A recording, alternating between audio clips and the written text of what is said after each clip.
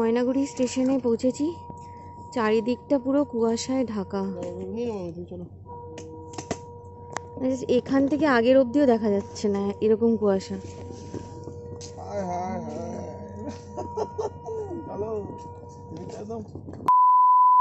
Good morning guys, welcome to our channel, welcome to another blog.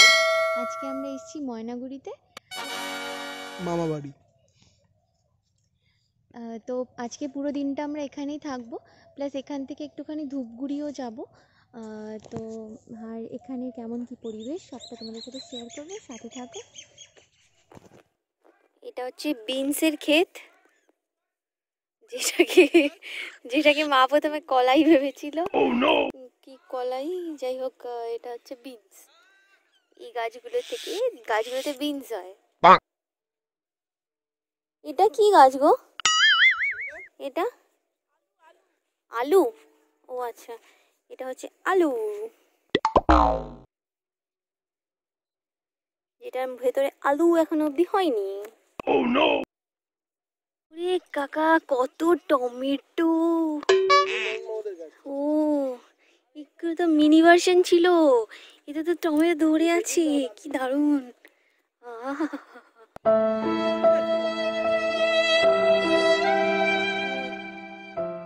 বাপরে, ওই গাছটা দেখো, টমেটো ঝুলছে একদম। আমাকে টমেটো বাগানে রেখে দিলাম, এখানেই থেকে যাবো টমেটো খেয়ে। Hybrid tomato. এই যে এখানে হচ্ছে বেগুন গাছ, বেগুনের গাছ, ওখানে একটা কাকতাড়ুয়া।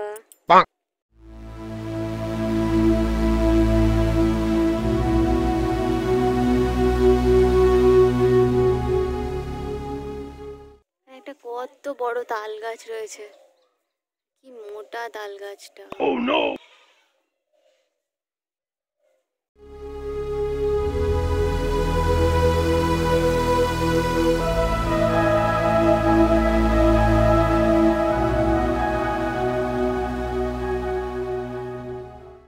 এখানে পুরো ধানটা উঁচু করে ঢিবি করে রাখা আছে।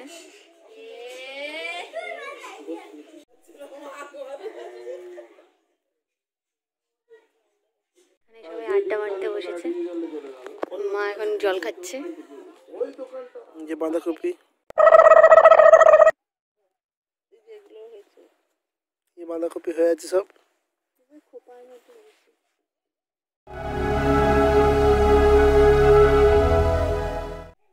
খুব শান্ত ডগি,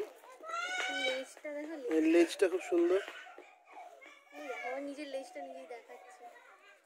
আমি কিছু দেখতে পাচ্ছি না, ঠিক আছে। আমরা বেরিয়েছি, স্নান টান হয়ে গেছে, এবার খাবো, খুব খিদে পেয়েছে, তো ওই জন্যে ভাবলাম কয়েকটা ছবি টবি তুলে নিই এখানে।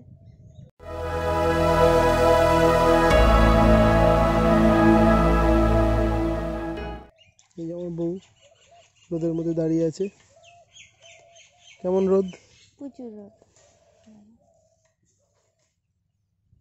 হয়ে গেছে টমেটো ভরা। ফুলকপি, ফুলকপি কোথায় আছে দেখলাম না তো। ফুলকপি দেখিনি তো। বাঁধাকপি আছে তো, কোথায়? চ,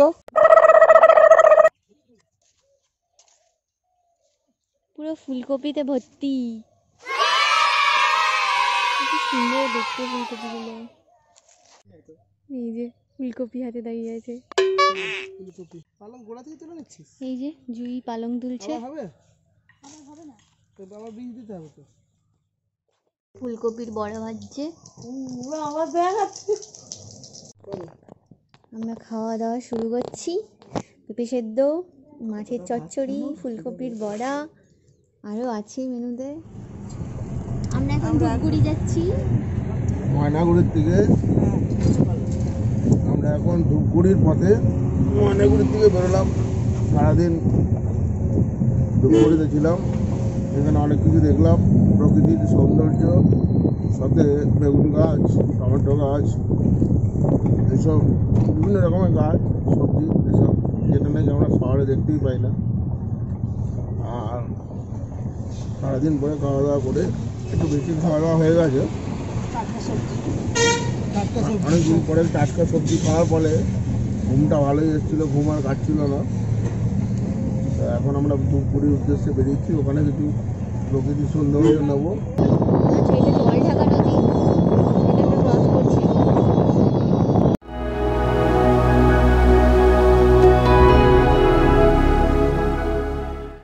ধূপগুড়িতে এটা অনেক পুরনো বাড়ি, কাঠের। এই ঘরে আগে সবাই থাকতো, কাঠের বাড়ি। এখন আর কেউ থাকে না।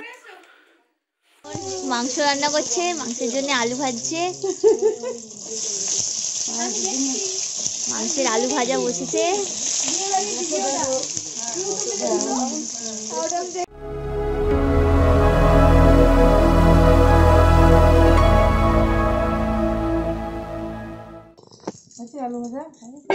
আলুগুলো ভেজে ভেজে তুলে রাখা হচ্ছে।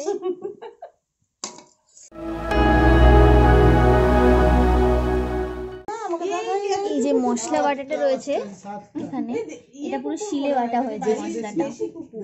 এটার মধ্যে কি কি বেটেছে গো? আচ্ছা, আদা, জিরে, লঙ্কা, পেঁয়াজ, এগুলো সব বাটা আছে এখানে। আর শিলে বাটার একটা আলাদা টেস্ট আছে দেখবে, যেটাতে যেটা মিক্সিতে বাটলে আসে না, কিন্তু শিলে বাটলে একটা আলাদা টেস্ট হয় রান্নার। জিরে ফোড়ন দিলে এখানে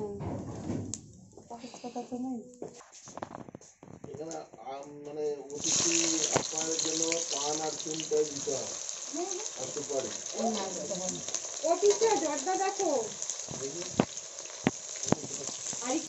একটা বড় গামলার মধ্যে জল দিবে আর একটু পান নিয়ে আসে বাজার থেকে, সবগুলোকে খালি চোবাবে, চুবিয়ে জাস্ট তুলবে, হয়ে গেল পান। ওই কোনায় বলতে বসবে, ঘষতে দেবে না, একটা পাতাও যেন না ঘষে, বিছানার মধ্যে না হলে ওই কোনার মধ্যে বসবে, ঘষবে না, ফাটবে যাবে।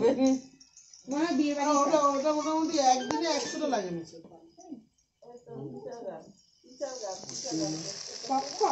মশলা বাটাটা দেওয়া হলো।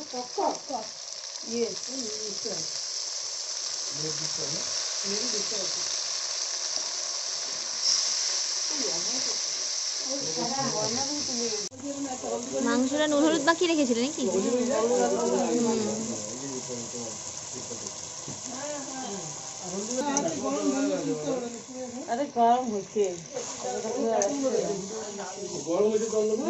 হ্যাঁ, ওটা দিয়ে হাত দিয়ে ধরছো কেন? হাত দিয়ে ধরছো কেন? গরম লাগবে। এবার মাংসটাকে একটু কষানো হবে। আলুগুলো দিয়ে দেওয়া হলো। গন্ধটা কিন্তু কেউ পাবে না সুপর্ণার ভিডিওতে, সবাই শুধু দেখবে কিভাবে কি হচ্ছে। এটা দেখার পরে কি টিভিতে ডাকি যাবো তো? আমি তো যাবো। বসো না কাকি, এবার বাটিতে তোলা হচ্ছে মাংস কষা।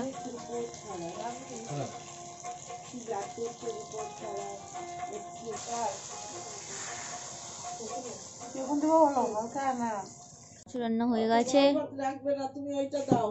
এই যে মাংস রান্না হয়ে গেছে। বাটিতে দাও।